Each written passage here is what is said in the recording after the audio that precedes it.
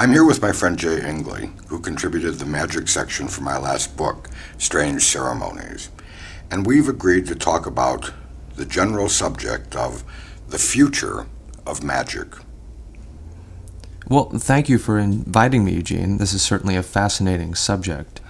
It's very nice to be here.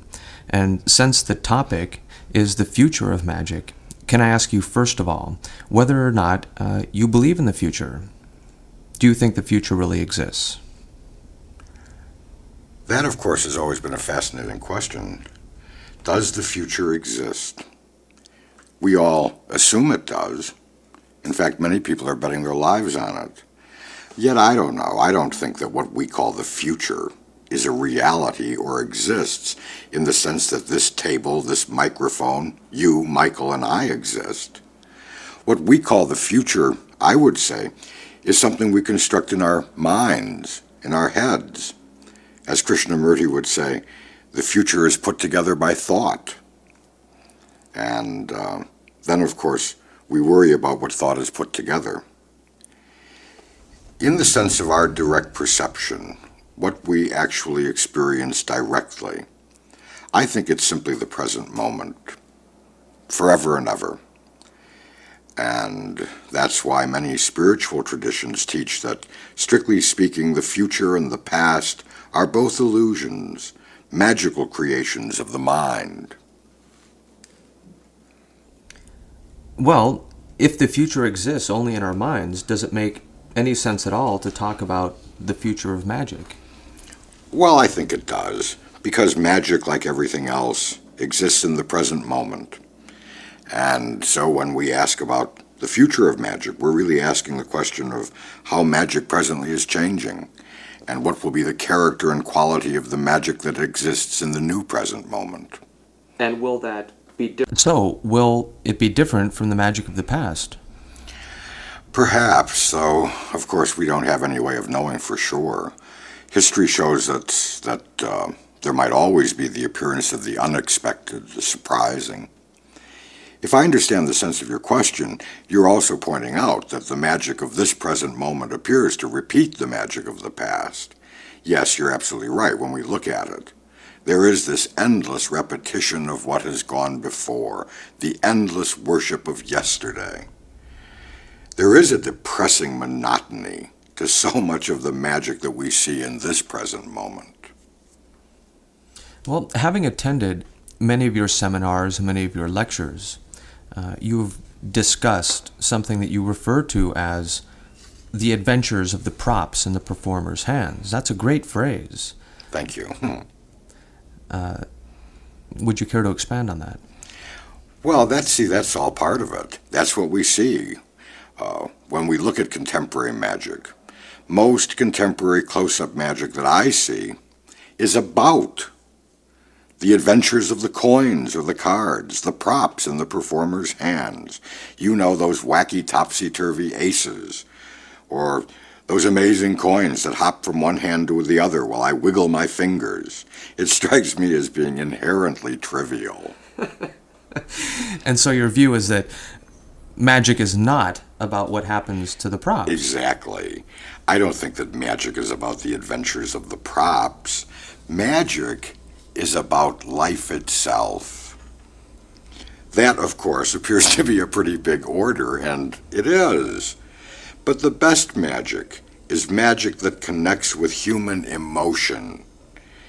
Now, laughter is one such emotion, of course, but isn't it strange that it's the emotion that probably 96% of all the magic that we see is attempting to evoke? And then so much of the magic that we see attempts to evoke this laughter using very low comedy, broad tricks, the stupid jokes, all that nonsense. And there are so many other emotions to appeal to. Absolutely. Peter Samuelson's wonderful version of the snowstorm trick just jumped into my mind, where he talks about one of those little globes with the snow inside that you shake, a memory from childhood. And he tells how he always wanted to be inside it. It's such a beautiful personal moment, and the magic magnifies and intensifies this moment for us. Peter's routine connects us with a deeper and I would say more beautiful emotional way than simply laughter because the magician is making a fool out of somebody. There's a place for fools, of course, but there's also a place for so much else. So there is this much wider appeal to an emotional state. Do you see any reason at all to think that magic will change? Well, things are beginning to change already. I just mentioned Peter Samuelson, but look at your own effects in Strange Ceremony. They're all organized around themes that relate to life, and so they're not strictly at all about simply what happens to the props. Then there's Robert Neal's approach to storytelling in magic in his book Tricks of the Imagination. This, of course, as Bob would be the first to say, really is a rediscovery of one of the most ancient and effective ways of presenting magic, through telling tales and stories. And of course, there's Jeff McBride's wonderful work where magic is presented within the context of ancient symbols and archetypal images. And there are so many other examples as well. Many magicians that you've never even heard about write to me and tell me about what they're doing. So change already is happening. Will these changes come to dominate the magic of the future? Well, unless things dramatically change, I rather doubt it.